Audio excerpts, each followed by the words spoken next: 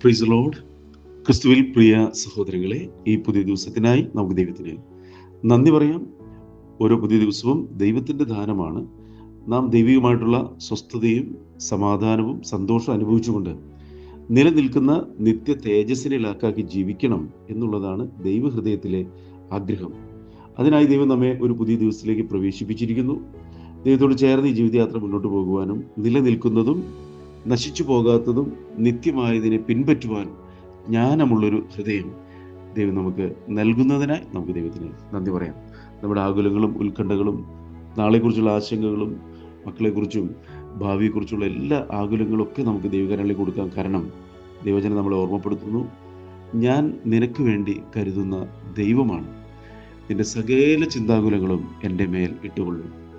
ഇന്നത്തെ ചിന്തയ്ക്കായിട്ട് സങ്കീർത്തനങ്ങളുടെ പുസ്തകം അതിൻ്റെ 18-ാം അധ്യായം 30 മുതലുള്ള വാക്യങ്ങൾ. അവിടെ ഇങ്ങനെ പറയുന്നത്, ദൈവത്തിൻ്റെ വഴി തികവുള്ളത്, യഹോവയുടെ വചനം ഊതിക്കഴിച്ചത്, തന്നെ ശരണമാക്കുന്ന ഏവർക്കും അവൻ പരിചയമാകുന്നു. അവൻ എൻ്റെ കാലുകളെ മാൻപേട കാൽക്ക് തുല്യമാക്കി എൻ്റെ ഗിരികളിൽ എന്നെ നിർത്തുമാറാക്കുന്നു. അപ്പോൾ ഇവിടെ ദൈവത്തിന് നമ്മളൊരു കാര്യം ഓർമ്മപ്പെടുത്തുകയാണ്, ദൈവത്തിൻ്റെ വഴി തികവുള്ളതാണ്. പലപ്പോഴും നമ്മുടെ ജീവിതത്തിൽ പലവിധമായിട്ടുള്ള സാഹചര്യങ്ങളിൽ കൂടിയൊക്കെ കടന്നു പോകുമ്പോൾ പലപ്പോഴും പലരും ചിന്തിക്കും, ദൈവമേ എന്തുകൊണ്ടാണ് എൻ്റെ ജീവിതത്തിൽ ഇങ്ങനെയൊക്കെ സംഭവിക്കുന്നത്,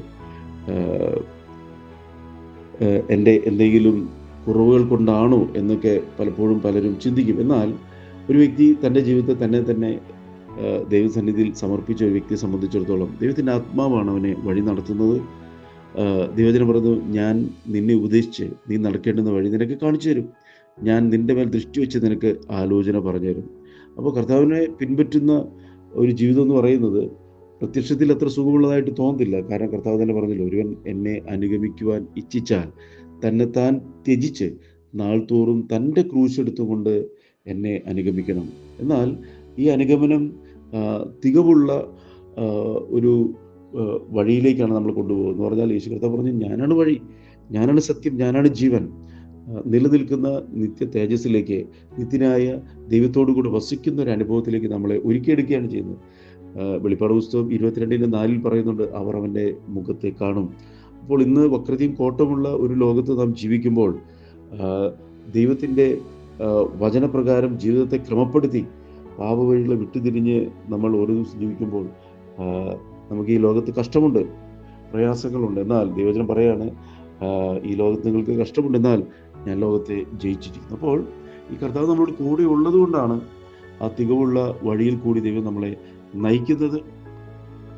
വഴി പലപ്പോഴും ഇടുക്കവും ഞെരുക്കവുമായിട്ടൊക്കെ നമുക്ക് തോന്നാം, എന്നാൽ കർത്താവ് നമ്മളോട് കൂടെ ഉള്ളത് കൊണ്ട് അത് നമ്മെ ദൈവജനം പറയുന്നത് സിയോനിലേക്കുള്ള പെരുവഴി പോലെ അത് ഒക്കെയാണ് ചെയ്യുന്നത്. പ്രത്യക്ഷത്തിൽ നമുക്ക് പ്രശ്നങ്ങളും പ്രയാസങ്ങളും ബുദ്ധിമുട്ടുകളൊക്കെ തോന്നുമെങ്കിലും അത് നമ്മളെ ആത്യന്തികമായിട്ട് നിലനിൽക്കുന്ന നിത്യ തേജസ്സിലേക്ക്, അഥവാ നിത്യനായ ദൈവത്തോടു കൂടെ നിത്യത മുഴുവൻ സ്വർഗത്തിലും ഭൂമിയിലും വസിക്കുന്ന ദൈവ തേജസ്സിൻ്റെ മക്കളാക്കി നമ്മളെ മാറ്റും. അതുകൊണ്ട് ഇവിടെ പറയണം, ദൈവത്തിൻ്റെ വഴി തികവുള്ളത്. അടുത്ത് യഹോവയുടെ വചനം ഊതിക്കഴിച്ചത്.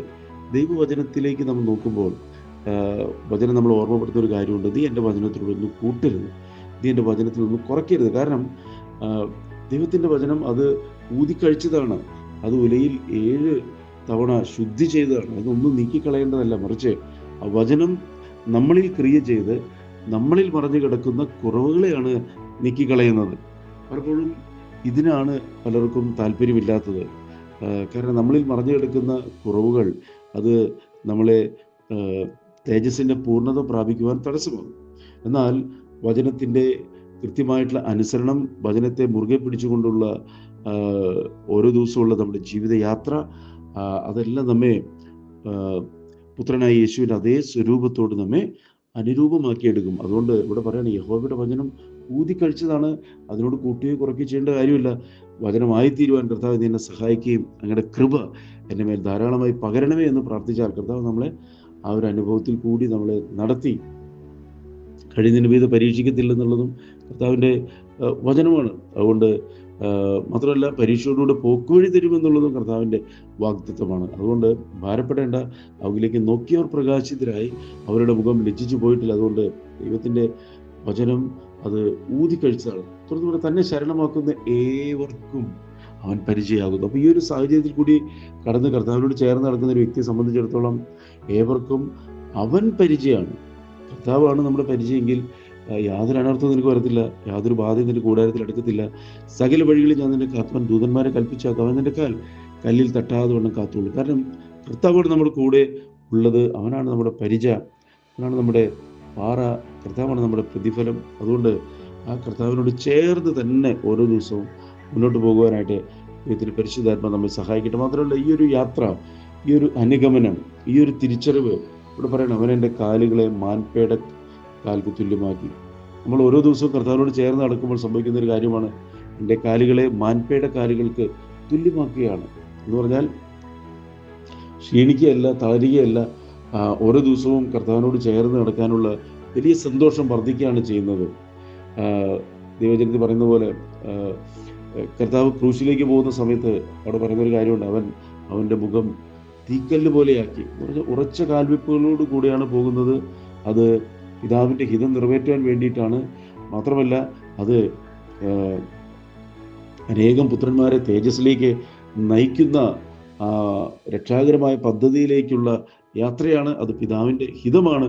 അത് കൃത്യമായിട്ട് ചെയ്തെടുക്കുന്ന പുത്രനെ നമുക്ക് കാണാനായിട്ട് സാധിക്കും. അപ്പോൾ നമ്മളും കർത്താവിനെ പിൻപറ്റുമ്പോൾ ഇവിടെ പറയണം, അവൻ എൻ്റെ കാലുകളെ മാൻപേട കാൽക്ക് തുല്യമാക്കി, എൻ്റെ ഗിരികളിൽ എന്നെ നിൽക്കുമാറാക്കുന്നു. അപ്പോൾ നമ്മൾ ആയിരിക്കുന്ന സാഹചര്യങ്ങളിൽ നമ്മളെ നിൽക്കുമാറാക്കുന്ന ഒരു ദൈവം, എൻ്റെ ഗിരികളിൽ എന്ന് പറഞ്ഞാൽ നമ്മൾ ഏത് സാഹചര്യത്തിലാണ് നമ്മൾ ആയിരിക്കുന്നത് അവിടെ നമ്മളെ നിർത്തുമാറാക്കും. എവിടെയാണ് നമ്മൾ തള്ളിക്കളഞ്ഞത്, എവിടെയാണ് നമ്മൾ നിന്ദിച്ചത്, എവിടെയാണ് നമ്മൾ പരിഹസിച്ചത്, ഒറ്റപ്പെടുത്തിയത്, ഇല്ലായ്മ ചെയ്യാൻ ശ്രമിച്ചത്, അവിടെ എൻ്റെ ഗിരികളിൽ എന്നെ നിർത്തുമാറാക്കുന്നു. എന്താ കാരണം എന്ന് വെച്ചാൽ, എന്നെ ശക്തനാക്കുന്നതിന് മുഖാന്തരം ഞാൻ സകലത്തിൽ മതിയാകുന്ന അവിടുത്തെ ശക്തി ബലഹീനതയിൽ തികഞ്ഞു വരുന്നു. പ്രാർത്ഥിക്കുക. സ്വർഗ്ഗസ്ഥ പിതാവേ, അളവറ്റ കൃപയ്ക്കരുടെ ഞങ്ങളുടെ മേൽ പകരുന്ന ദൈവമേ, അങ്ങനെ മാറ്റമില്ലാത്ത വചനത്തിൻ്റെ അനുസരണത്തിൽ കൂടി ഓരോ ദിവസവും അങ്ങ് പിൻപറ്റുവാൻ തക്കവണ്ണം ഞാനുള്ളൊരു ഹൃദയം ഞങ്ങൾക്ക് നൽകുകയും അങ്ങയുടെ കൃപ അതിനായി സഹായിക്കുകയും ചെയ്യുന്നതിനായി നന്ദി പറയുന്നു. ഈ ശബ്ദം കേൾക്കുന്ന ഓരോ മക്കളെ അങ്ങയുടെ കരങ്ങളിലേക്ക് സമർപ്പിക്കുന്നു. ദുഷ്ടനെ അപ്പെടാതെ കാക്കണം. ദൈവജനത്തെ മുറുകെ പിടിച്ചുകൊണ്ട് ഏത് സാഹചര്യങ്ങളുടെ നടുവിലും നിങ്ങളുടെ കൃപയിൽ ആശ്രയിച്ചുകൊണ്ട് മുന്നോട്ട് പോകാൻ കർത്താവ് എല്ലാവരും സഹായിക്കണം. ഓരോ ഭവനങ്ങൾ സ്വർഗീയ ഭവനങ്ങളായി തീരുവാൻ കർത്താവ് സഹായിക്കണം. കൃപയിൽ മറിക്കണം. ആവശ്യങ്ങളിൽ കരം കൂടിയിരിക്കണമേ എന്ന് പ്രാർത്ഥിക്കുന്നു. യേശുക്രിസ്തു നാമത്തിൽ പ്രാർത്ഥിക്കുമ്പോൾ കൃപ തോന്നി കേൾക്കണം സ്വർഗീയ പിതാവേ. ആമേൻ. God bless U.